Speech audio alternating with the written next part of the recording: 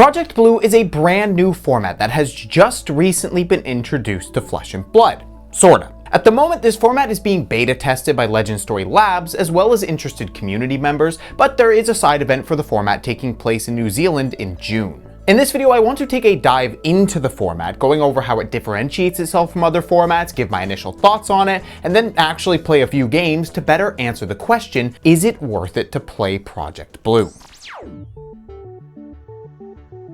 Project Blue is a format that uses young heroes and a 40-card main deck just like Blitz, but it's limited to only commons and rares, and that includes heroes, so no Shiana or Dorinthia Quicksilver Prodigy. On top of that, it currently has a very extensive ban list hitting all sorts of powerful cards and equipment. There are some obvious things like Ball Lightning and Heart and Cross Strap, but more importantly, they hit a bunch of defense reactions and generic life gain, namely Sink Below, Fate Foreseen, Sigil of Solace, and Count Your Blessings. This is easily the most exciting part of Project Blue because these cards are widely played staples in any format they're allowed in, especially Sink Below. By removing them from the card pool, it makes Project Blue feel very fresh right off the bat. Ban lists aside, using commons and rares also opens this format up to more interesting deck building than Commoner while maintaining an extremely cheap price for fully tuned decks. Outside of a couple of cards like Bittering Thorns Red, almost every card in this format is worth pennies on the dollar, making it amazing for any budget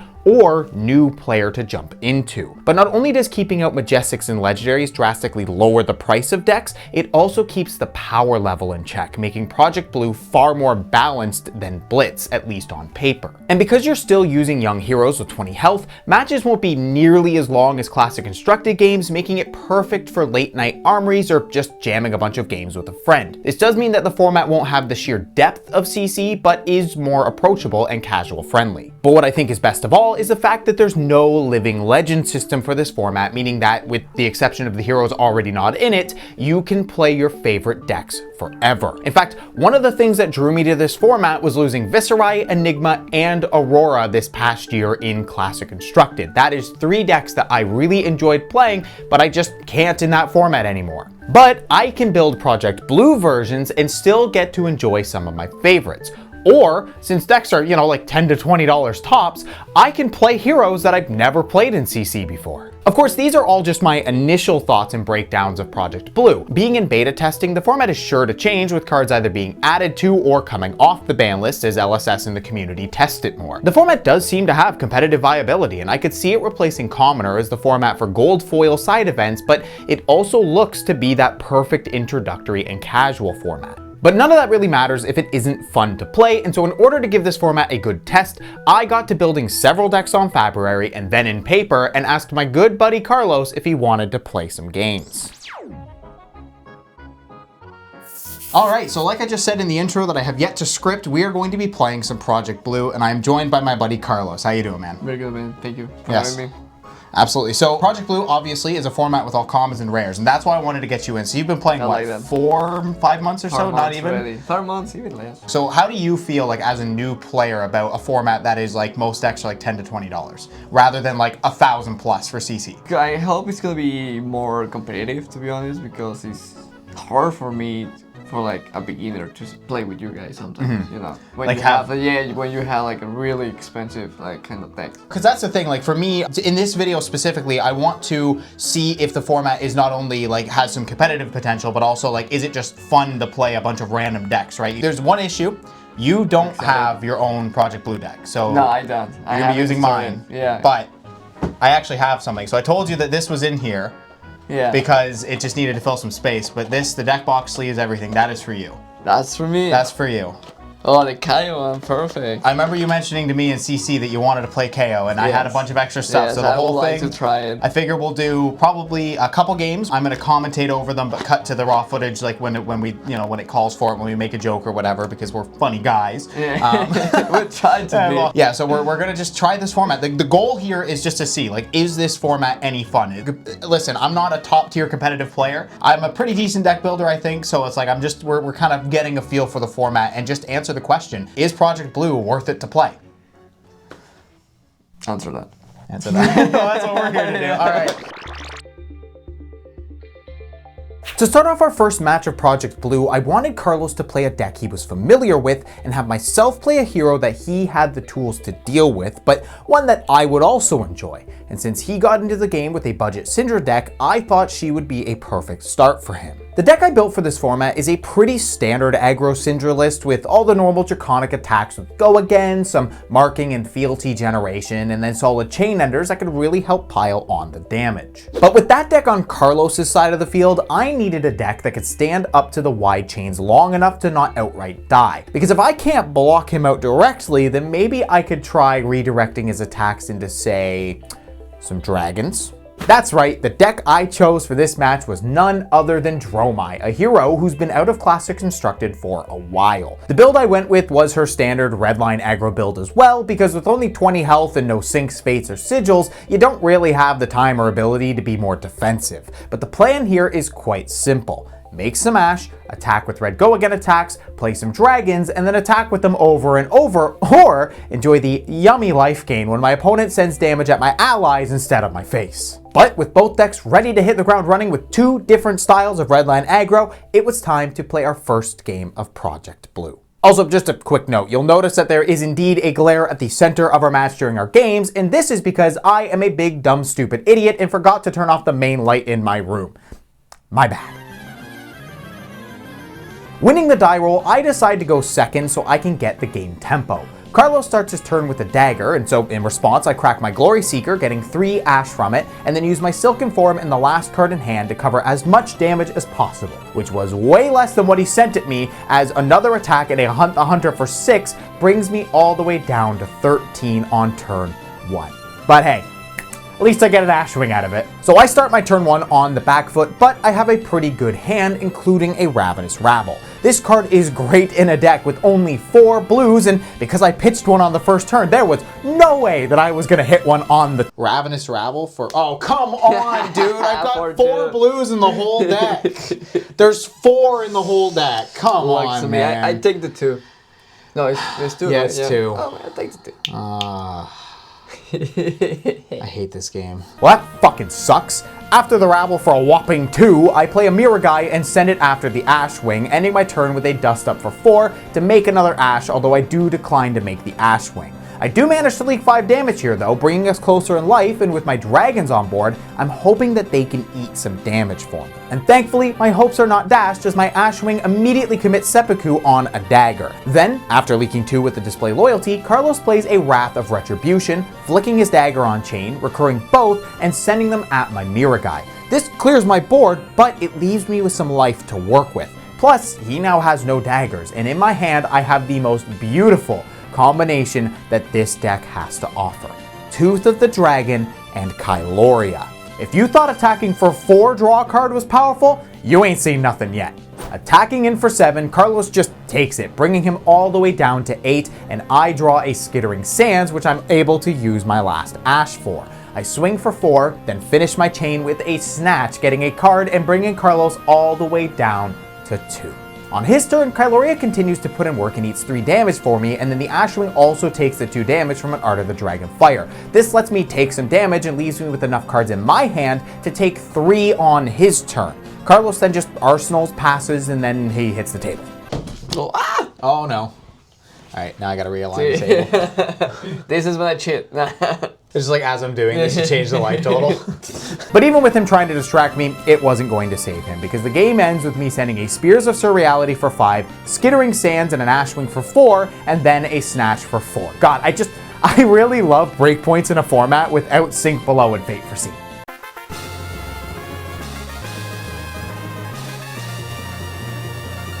Okay, so that game didn't start out perfectly for me, but Dromai's dragons are just so good at both attacking and soaking up damage. But it was that Tooth of the Dragon into Kyloria play that truly turned the game on its head, giving me a pretty direct path to victory. But with that game being only about 15 minutes in total, we got right into our next matchup, this time with me on Chain and Carlos on the KO deck that I'd given him.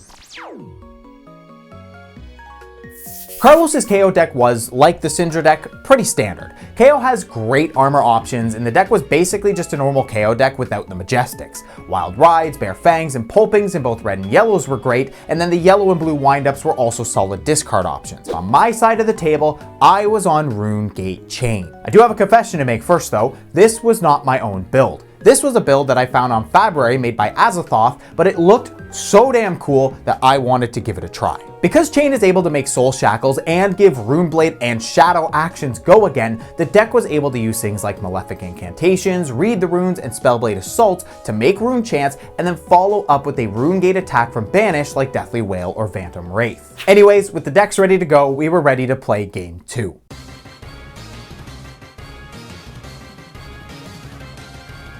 Going first, I start with Chain's extremely fair and balanced hero ability, to which Carlos responds by discarding a Mighty Windup. With Go Again enabled on my side, I play a red Read the Runes and send a Spellblade Assault, making 2 more, hoping for some pearls in Carlos's hand. Unfortunately, he has a blue and a Clash of Agility, and so with my turn ending in an Arsenal, he gets to start his turn with a full grip, 20 health, and both a Might and Agility token. Oh shit, here we go again. Carlos starts with a yellow Pulping for 6 Dominate, but thankfully I managed to randomly discard his Wild Ride. Since I really like my hand, I decided to just take it, going to 14, and then he follows it up with another 6 from a Clash of Agility. I do consider blocking, but honestly my hand was total gas, and so I make the educated decision to go down to 8 on my opponent's turn 1, with my only hope being that my hand was able to push enough damage to even this game out. At the start of my turn, the Soul Shackle banishes the Spellblade Assault, and so my first play is to activate Ebonfold, putting a Runegate card in my banish and drawing a card to replace it. I then play an Envelope in Darkness, activating Chain, and then I send the 3 Rune Chants and Deathly Delight for 9 total. Go again. Carlos decides to pitch a blue and give me 2 blocks, taking nothing, but also leaving himself with nothing to really attack back with, and unluckily for him, my turn wasn't quite over yet. Because then I finish off by banishing a card in hand to send a Soul Reaping for 6, which hits. Closing the chain, my Deathly Delight now activates and I gain a life since Carlos took my last attack. I then arsenal my last card, passing it over, and Carlos does just the same and then passes it right back. I lose 2 cards to the Soul Shackles, with one thankfully being a Runegate card. My hand isn't amazing though, and so I play out a red Malefic Incantation, then give a Spellblade Assault Go Again, creating 3 Rune Chants, which lets me send the Deathly Wail from Banish. Carlos gives me some armor and a couple cards, and I decide to use the Sutcliffe Suede Hides to get Go Again so I can end my turn with the Read the Runes, ensuring that I had Rune Chants to work with next turn in case I needed to block here. Now, one thing that I didn't catch until rewatching this game is that Carlos put his Beaten Trackers in grave, probably thinking that they had Blade Break instead of Battle Worn. And unfortunately, this does impact the game, as he wanted to roll Knucklehead, but it doesn't have Go Again, so instead he just sends a Bare Fang for 8, which is a lot of damage to be fair, but if he still had the Beaten Trackers on board, he could have used them here to then activate the Knucklehead. Now, mind you, rolling less than a 4 with this thing is really bad, so this might have actually been a good thing for him. Either way, 8 damage is a lot when I'm only at 9 life, so I block 6 and take just 2. With that, he passes it back to me, and on my turn, I do manage to banish another Runegate card. I start off with a Rune Rager Swarm for 3 and 3 Arcane, making a Rune Chant from the Malefic, activating Chain, popping my Rune Hold Release, and then with 2 Rune Chants, I can send a Deathly Delight for 2 Arcane and 5 Physical with Go Again, and then finishing off the turn with a hard cast Deathly Wail for 6, making this a 19 damage turn. Carlos gives me all of his armor, his entire hand, and still goes to 4. And so all I have to do is close out this game before I run out of cards to the Soul Shackle. With Carlos passing it right back to me, I banish 4 cards, 2 of which are Runegate attacks, and then I get a hand that I'm pretty sure will give me the game. I start with a Rune Rager Swarm for 3 and 1 Arcane, making a final Rune Chant off the Malefic on board, and then... Oh shit, I fucked it up. Good. Oh, I might just lose this now. I just realized I was supposed to play one of these. I block. Taking. Oh no! Take. I got ahead of myself. I messed Your up big turn. time. Good. Because I have 2 of them to make more Rune Chants. I forgot I needed 1 more because these are do it. both Runegate 2. You can Arsenal pass. You can shut the fuck up.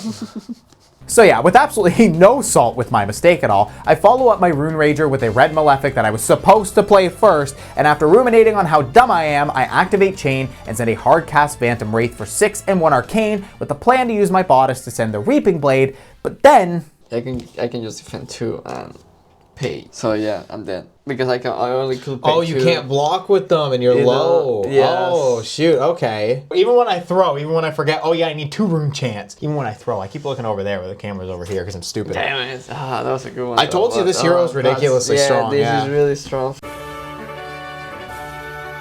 Listen, not only was this deck not my own, but I also just don't have very much experience on Chain at all, so I was bound to make some mistakes. And it was the same situation for Carlos, because he's also only had a few games with KO under his belt, and that was with my CC build that runs scab skins, not the beaten trackers, hence his mistake with that card. I definitely think that he should have taken more damage earlier in our game in order to pressure me back rather than blocking as much, because if Chain is left with a full grip, he can just have those wickedly strong turns even in this format of just commons and rares. But just like the last game, this one only took like 15 minutes, which means that we had more than enough time to give Carlos some more practice on KO, although... Now I'm gonna do this one. Yep. Here it is. Whatever you roll. Ah! You get 1 egg, so that's all you draw for the turn. Oh, I think I just won the game. I can respect it though. I can respect the gamble. I tried. My hand is terrible, but you know, now it's much better.